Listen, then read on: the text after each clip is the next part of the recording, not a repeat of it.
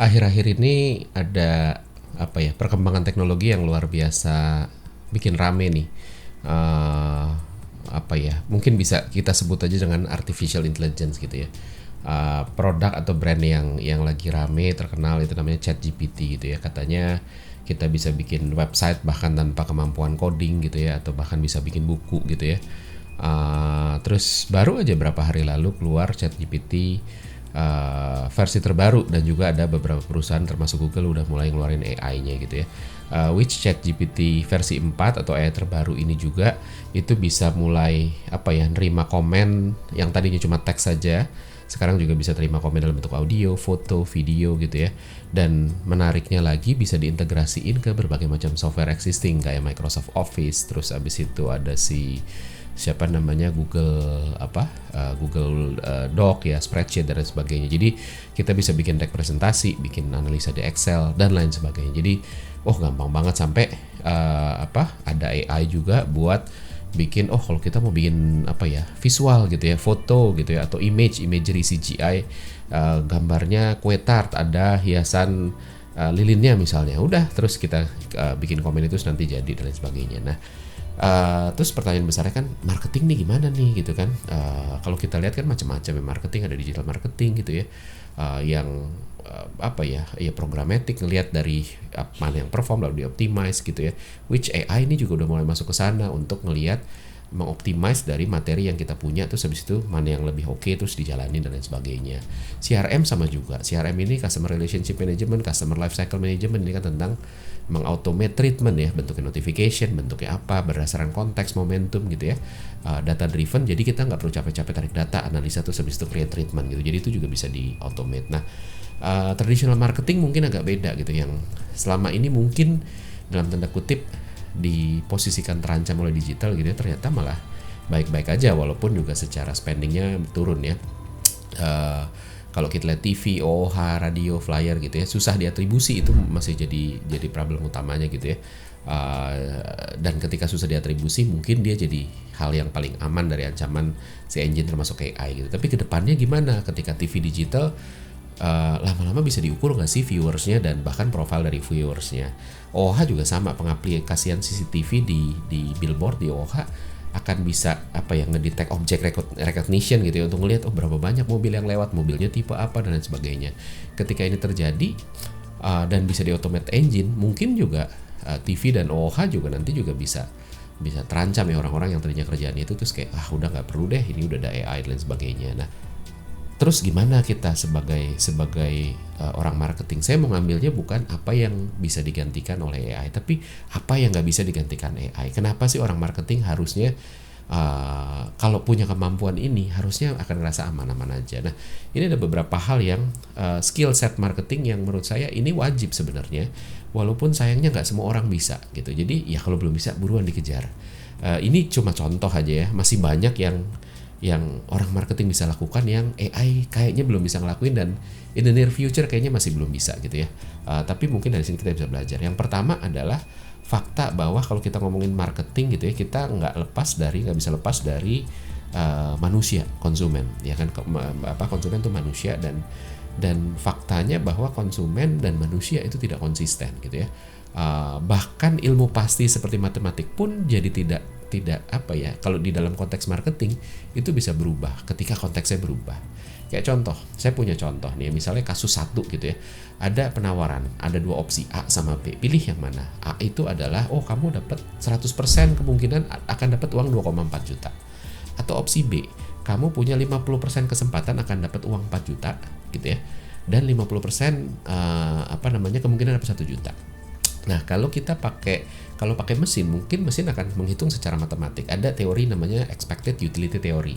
Jadi dikali opsi 1 kan 100 kali 2,4 juta, sehingga value-nya 2,4 juta gitu. Sementara opsi B 50% 4 juta, which 2 juta, dan 50% kemungkinan dia dapat 1 juta, which 500 ribu. Jadi 2 juta ditambah 500 ribu, 2,5 juta. Jadi yang A itu expected utility teorinya 2,4, yang B itu 2,5, sehingga kalau berdasarkan matematik harusnya orang pilih yang B. Tapi kenyataannya setelah ditanya, kebanyakan orang akan pilih yang A. Kenapa? oh walaupun kemungkinannya dapat lebih gede, tapi probability untuk dapatnya kalau yang A itu 100% akan dapat, orang akan pilih yang A. Itu hal yang secara matematik nggak bisa dijelaskan karena ada konteks yang bermain di sana. Kasus yang sama juga ketika opsi A adalah dapat 100% kemungkinan bahwa kamu akan dapat 10 juta atau 50% kemungkinan kamu bisa dapat 25 juta, tapi ada 50% kemungkinan kamu nggak dapat apa-apa. Gitu ya, sama expected utility teorinya akan 100 juta kali 10 juta which 10 juta itu opsi A, opsi B nya 50% dari 25 juta itu 12,5 juta dikali 50% kali 0 gitu, jadi 12,5 juta tambah 0. Jadi expected utility teorinya akan bilang bahwa yang B ini akan lebih menarik dibanding yang A secara matematik. Tapi balik lagi, kebanyakan orang lebih milih mendingan saya dapat kepastian dapat 10 juta ketimbang cuma dapat kemungkinan 50% saya akan dapat 25 juta, which lebih gede sih, tapi cuma 50% kemungkinannya. 50%-nya mungkin nggak dapat apa-apa gitu ya. Jadi itu lagi, matematik membuktikan B ini lebih menarik, tapi dalam konteks nyata itu enggak. Nah, ketika kita ambil satu kasus lagi, kalau tadi kan dapat uang, sekarang kehilangan. Opsi A adalah kamu 100% kepastian akan hilang uang 10 juta, atau B, kamu ada 50% kemungkinan kehilangan uang 25 juta, dan 50% kemungkinan nggak hilang gitu ya. Jadi yang pertama itu udah pasti deh harus bayar 10 juta, yang B itu ada 50% kemungkinan bayarnya 25 juta, 50% nggak perlu bayar gitulah kasarnya ya. Nah, expected utility teorinya itu kan harusnya yang A itu kan 10 juta kali 100%, yaitu 10 juta minus 10 juta ya. Yang kedua adalah minus 50% kali minus 25 juta sehingga minus 12,5 juta gitu. Jadi walaupun terus habis itu ditambah 0. Jadi orang mungkin orang mungkin akan kalau secara matematik lebih pilih yang secara matematik akan lebih pilih yang A karena 10 juta. Tapi pada kasusnya orang malah pilih B karena apa? Karena ada kemungkinan saya nggak perlu keluar uang gitu dibanding kepastian saya harus rugi kasarnya gitu. Nah, jadi itu tadi konteks kepastian untuk mendapat keuntungan atau kerugian ini bikin value apapun yang kita dapat itu jadi nggak bisa dihitung semudah matematis biasa gitu ya. Jadi orang lebih suka dapat hal yang pasti walaupun nggak besar daripada dapat pasti tapi daripada tidak pasti tapi besar. Jadi mendingan dapat kepastian walaupun nggak gede daripada ini dapatnya gede tapi nggak pasti gitu ya. Tapi karena kehilangan orang lebih memilih kepastian yang lebih kecil. Kalau ditanya mendingan kekurangan kehilangan kecil apa gede gitu kan. Tapi yang gede ini belum tentu hilang gitu kan. Orang memilih untuk ya udah deh nggak apa-apa deh, lebih memilih yang kecil. Dan ini kan sebenarnya industri asuransi itu kita bayar premi which itu udah 100% hilang gitu ya. Orang mau untuk beli asuransi walaupun harus udah pasti keluar uang bayar premi gitu ya, daripada ada kemungkinan saya nggak keluar apa-apa. Kalau saya nggak sakit, saya nggak ada kerugian, saya nggak keluar uang, tapi ketika kerugiannya bisa lebih besar gitu. Nah itu kan sebenarnya logiknya. Jadi hal-hal kayak gitu nggak bisa diselesaikan sama AI sama matematik gitu ya. Dan banyak hal dalam keputusan pembelian konteks itu ambil peran dan akhirnya bisa merubah pilihan orang, dan mesin ini nggak bisa untuk nyelesain itu poin pertama ya.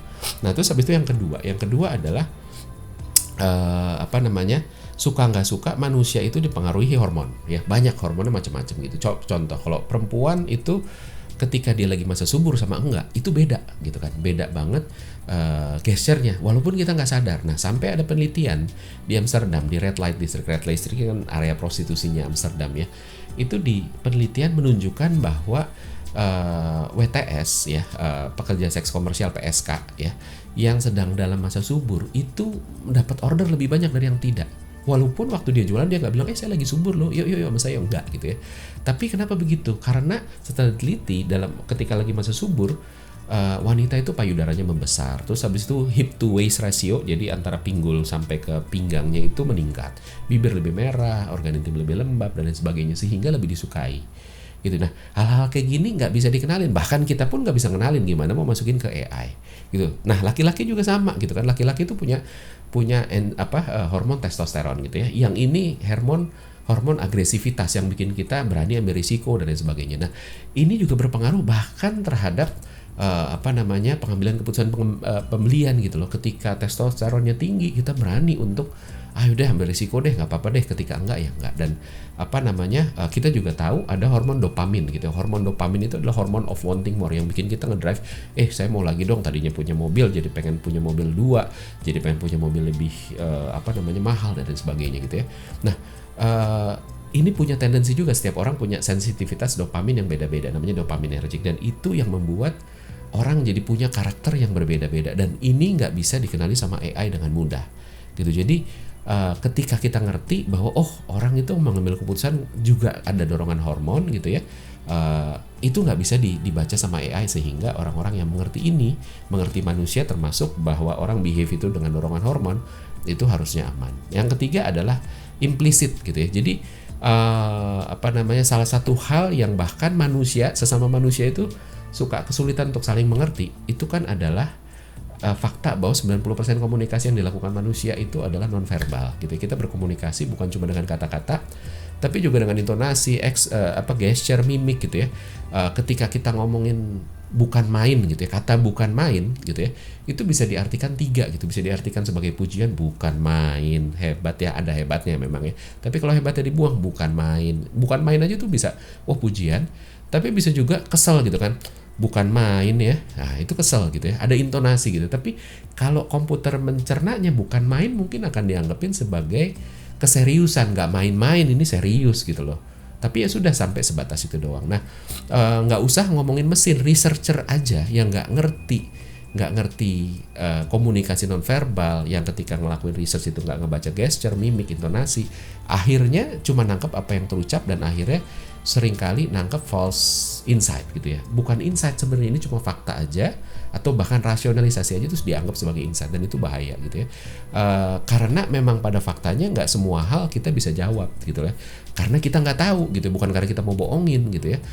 Contoh misalnya, kalau ditanya kamu suka lagu apa sih gitu, kenapa kamu suka lagu misalnya lagunya Blackpink deh gitu, lagi rame gitu. Kenapa kamu suka lagu Blackpink yang ini nih gitu ya?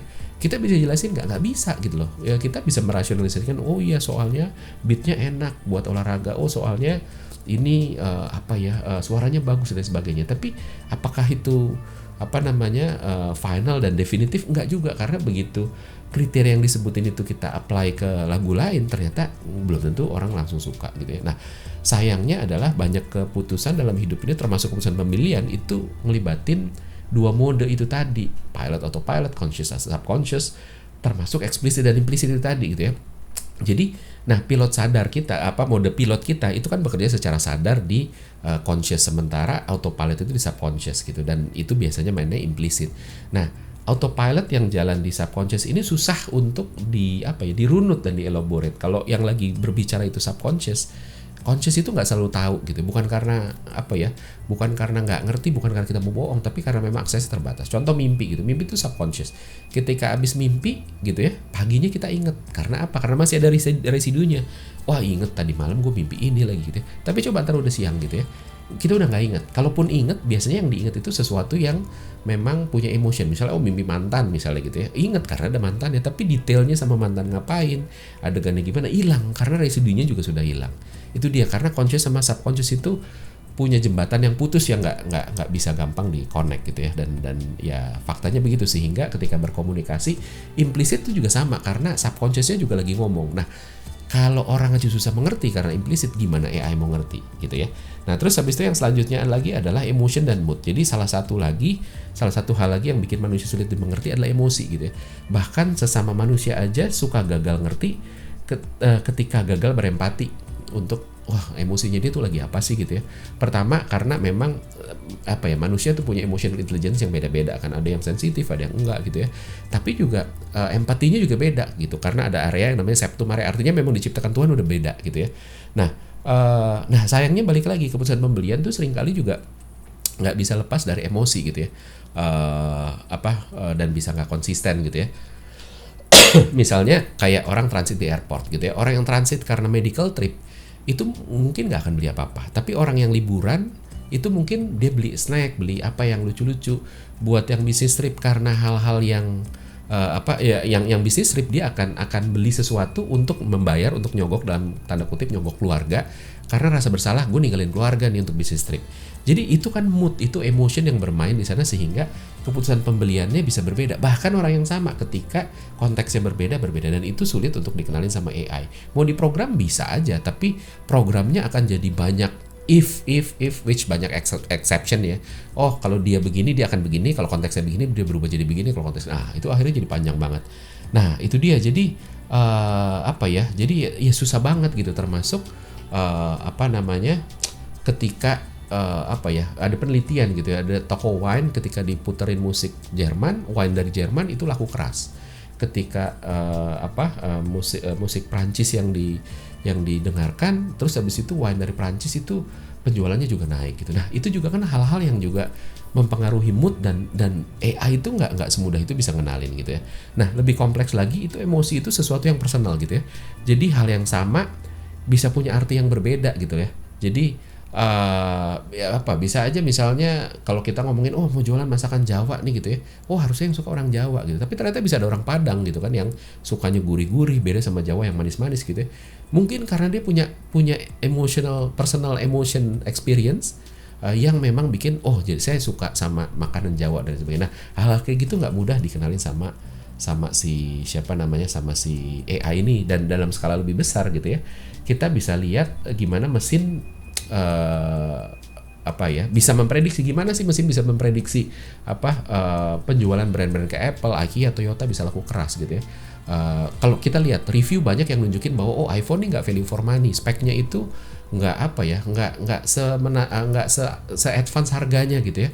Tapi sayangnya nggak, orang tetap masih beli iPhone, dan kalau cuma ngitung secara matematis gitu ya yang bisa dilakukan AI, nanti harusnya iPhone kalah dari Xiaomi gitu ya, karena Xiaomi mungkin value for money, tapi nyatanya enggak gitu ya. 20 smartphone terjual 2022 isinya cuma Apple sama Samsung gitu loh, dan dominasinya di Apple gitu. Nah, IKEA juga sama gitu. IKEA tuh jual furniture dengan build quality kelas 2 gitu ya, pakai MDF, pakai particle board, yang even multiplex aja enggak gitu ya. Nah, kalau kita ngeliat itu, harusnya prediksinya ini nggak akan laku. Sayangnya dia masih paling laku gitu loh. Dan dia masih kompetitif dibanding player-player lain yang kasih material lebih bagus gitu. Innova juga sama gitu. Ini saya suka sebel nih. Mobil 400 jutaan tapi ya ampun, itu plastik di dalam interiornya itu plastik kayak murahan gitu loh. Kebaret kunci sedikit, terus habis itu bisa baret putih kayak ya murahan. Harusnya dengan fakta seperti itu harusnya dia nggak akan laku, tapi ternyata dia laku gitu ya. Jadi hal-hal kayak gini nggak bisa didetek sama AI, karena AI mendetek logik, sementara keputusan pembelian itu seringkali juga melibatkan non logik gitu ya. Nah, yang terakhir ada sensori gitu ya. Satu kemampuan manusia yang belum bisa direplikasi mesin adalah kemampuan sensori gitu ya. Komputer udah bisa bikin mereplikasi indera penglihatan atau pendengaran gitu ya.